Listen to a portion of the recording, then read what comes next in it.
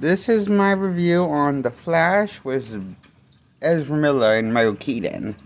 I give this a 0 out of 10. I thought this movie kind of sucked. It has good moments, but most of the movie was just too much crap to get through.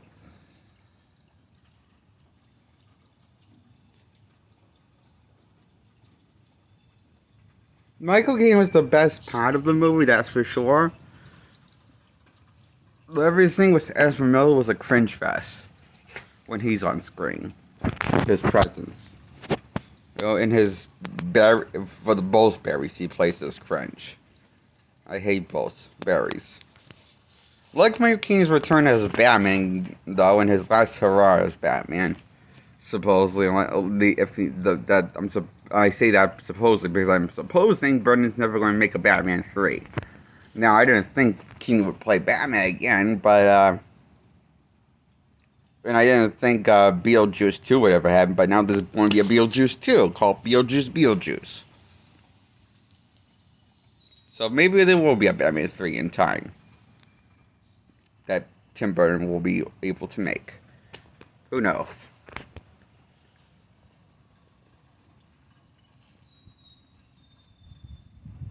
But this movie just makes me wish I could see that movie that doesn't exist yet. Batman 3 with Michael Keaton. But this is not Batman 3. This is the Flash movie. And Flash sucks in this. He's annoying. And cringe. A cringe fest he is whenever his presence is on screen as from Miller's presence. He cannot make Barry, I guess, relatable. What's the word? Or a human character at all. Feeling like. Or he's not even a confident hero yet. He's still in the so-so getting it together phase. But he's at the phase when he's just getting it together. And just because the Flash costume is the one you want to wear, the one you want to see him wear is somewhat resembling the comics. Well, sort of resembles the comics. But it's not as great as Grant Gustin's, and he's not Grant Gustin wore in season 1 of The Flash. Or the later seasons.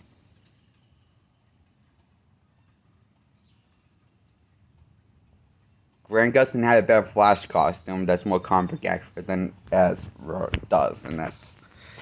That's probably because Ezra's designs of his Flash costume looks like garbage. Rubber garbage. The costume looks like it's made out of fucking plastic. Rubber. Like, you know, the gay shit that Schumacher put up with Batman, Batman gave was Michael Keaton, was George Clooney's Batman after the Michael Keaton era ended. That Joe Schumacher made with Batman. You know that Joe Schumacher made Batman. I don't know. He made the costumes look more like shit and look more like rubber. And fake looking compared to the Keaton's costumes era. It's like something that would come out of the Flash costume. Looks something that would come out of Batman and Robin 1997 design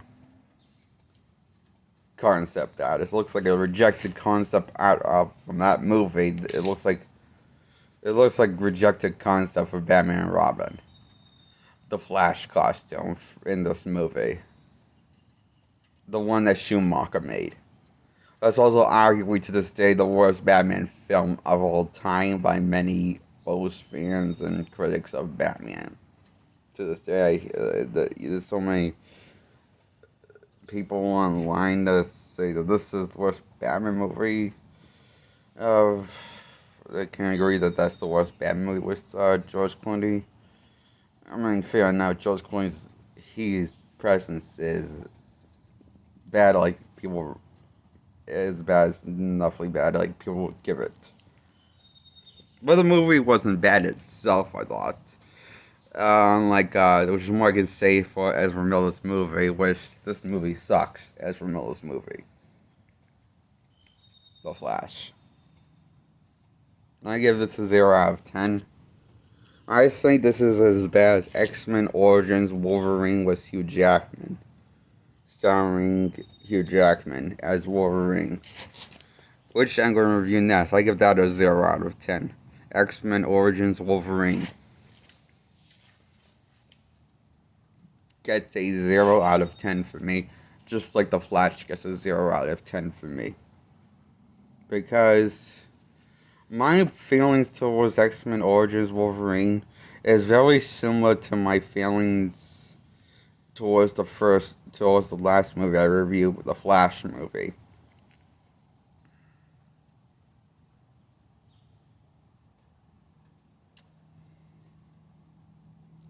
But instead of just ending it there, I'm going to expand on that. Garment. So, this movie's not as bad as The Flash in some places. In some other places, not as good as The Flash.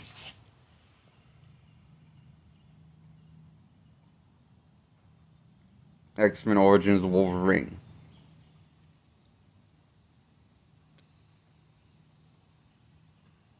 The plot sucks. Is bare bones crap, probably. Because I can't remember the plot right now. Of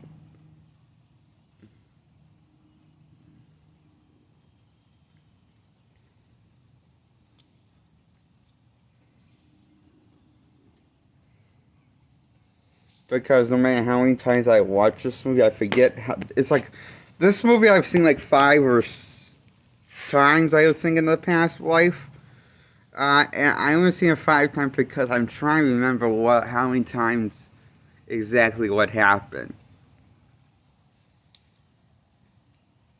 And I seen it 5 times before I had a YouTube show for myself to post videos.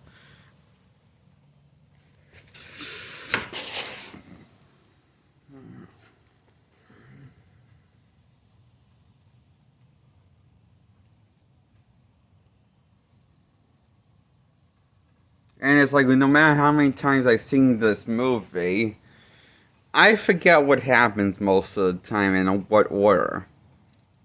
What happens. Oh, the events of the thing. I forget most of the ending and.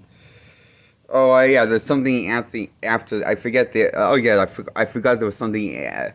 Deadpool is at the end after. There's an mid credits scene. After the end credits, there's a mid credit post credit scene where Deadpool talks. Is shown able to talk after freeing his mouth somehow.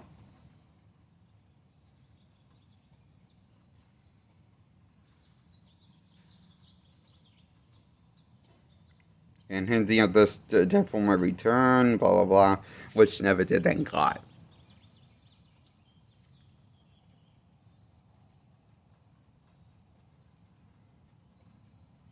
This Deadpool design in X-Men Origins Wolverine is just wrong for the character.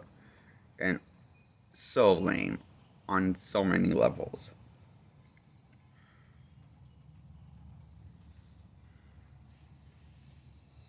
That looks more like a ripoff of Baraka from Mortal Kombat and less like Deadpool. Looking like.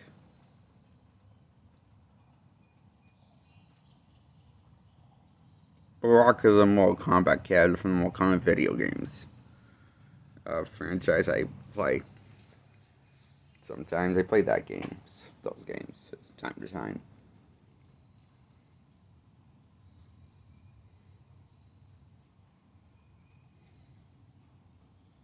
So, X-Men Origins Wolverine does his best to completely intentionally demasculate Wolverine, probably. It's intentional, I'm guessing. And turn him into a whiny, yuppie loser. A whiny, annoying loser. A whiny loser.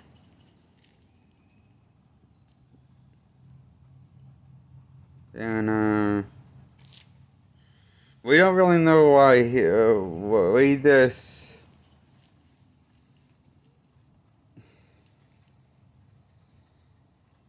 There's lots of talking in this movie, more than action.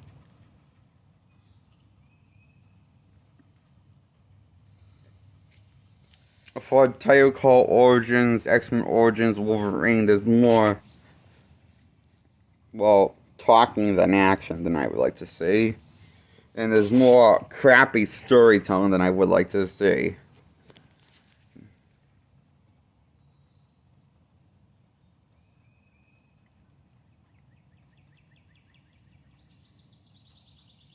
In this movie, X-Men Origins Wolverine. This is why it gets a 0 out of 10. For me. So I give X-Men Origins Wolverine a 0 out of 10, and The Flash a 0 out of 10.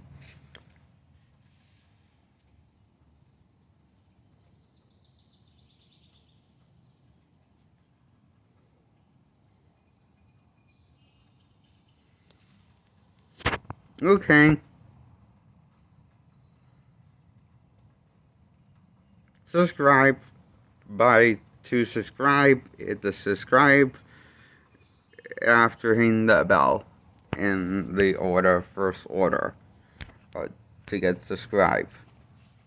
Hit the bell first, then hit the subscribe button to get subscribed, then hit the thumbs up if you liked my video.